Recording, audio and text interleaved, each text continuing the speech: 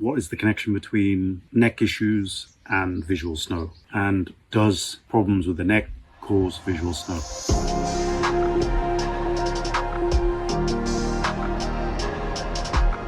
So a lot of people ask me, what is the connection between neck issues and visual snow? And does problems with the neck cause visual snow? So straight off the bat, no, it doesn't. Okay. If you have neck issues, it doesn't mean that you're going to have visual snow. Are the two connected? In a roundabout way. Let me explain. Okay. So when people get sick or ill, they get very stressed. Okay. It's part of the whole condition.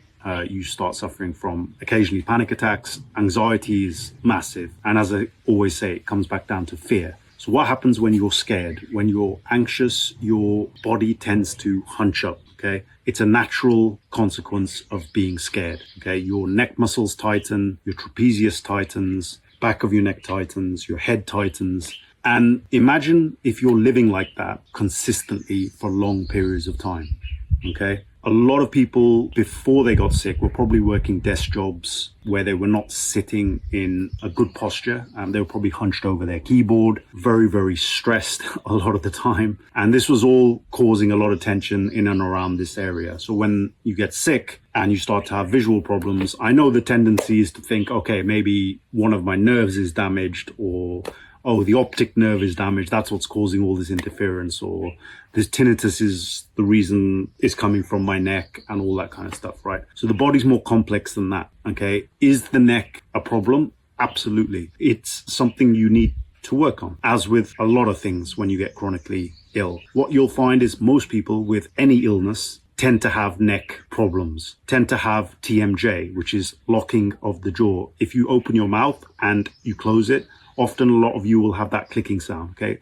That's usually through months, years of stress. That joint has been worn down, okay? The mandible is extremely tight, and you have kind of like if you put your fingers there and you close your mouth, you'll feel kind of a hinge there. And what happens is you have discs there, and over time, stress causes those discs to wear down, which causes looseness on usually one or two sides of the jaw. So the more sick you get, the more stressed you get, the more you start Googling about your symptoms, etc. What's going to happen to that is just going to amplify the whole issue. So then you start to think, hang on, maybe this is what is causing my issue. But as I said, this is a symptom, right, of fear. When it comes down to it, that's what it's a symptom of. It's a symptom of fear. Everything is a symptom of fear. When you're scared, your body gets tense. So what do I usually advise? In terms of visual snow, tinnitus, some of the symptoms that you have up in your head, if you're hunched over and, you're tight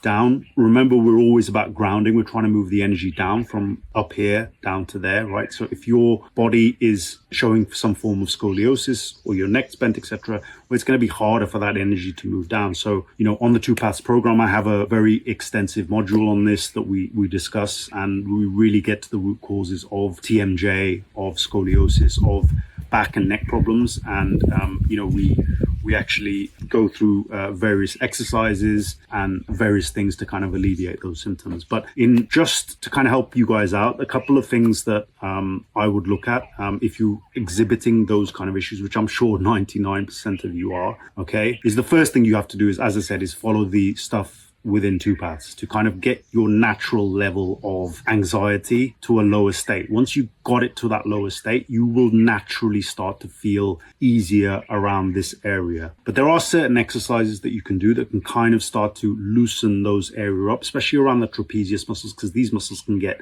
extremely tight and they can have years of stress really deep in the fascia, that it is good to do a few exercises to really kind of help those muscles loosen out. So the one thing you can really do is just kind of take one of your arms, put it to the side of your head, okay, and move your head in one direction.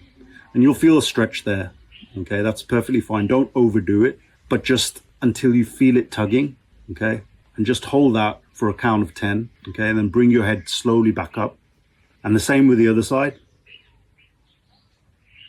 Push it to one side, and as I said, you can just feel that stretch, okay?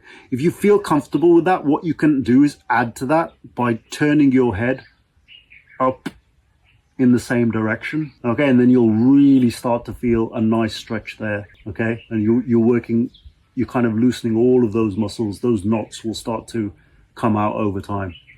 Okay. So that's one thing you can do to kind of release these kind of big trapezius muscles that cause a lot of problems in people. Okay. The other thing is a lot of you guys have bad posture. I'm telling you have bad posture. Most people have bad posture these days, right? They're stuck to their phone when you've got your head down like that. Imagine what happens over years of just looking at your phone like that. Okay. And then you're working on laptops. Your head's always pointing down. If you just look at people and just walk down the road, you'll see most of their heads are just pointing down. And, you know, in a clinic in Cyprus, we get a lot of people coming in with all sorts of head and neck problems at very young ages, which is crazy because you're only supposed to be getting those issues when you get later in life, right? But you have 20-year-olds, you know, 25-year-olds, younger people coming in with all sorts of neck, back, head issues. And that's the advent of mobile phones. That's the fact that we're stuck to our mobile phone. I think that's a big part of why a lot of people have these issues. So it's very good for you to start working on these now, because later on in life, it's a lot more difficult to correct these issues. Okay, so one of the best things you can do for your posture, it's one of the best exercises that I found, is these muscles here, okay, tend to get weak over time.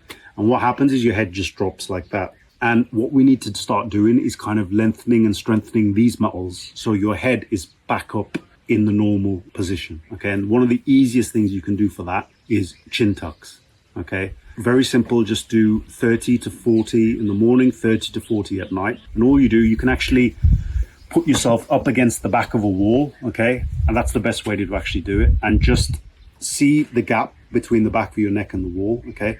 And place your head back like that and push your chin in, okay? And that's 1. And then 1, 2, 3, 4, so on.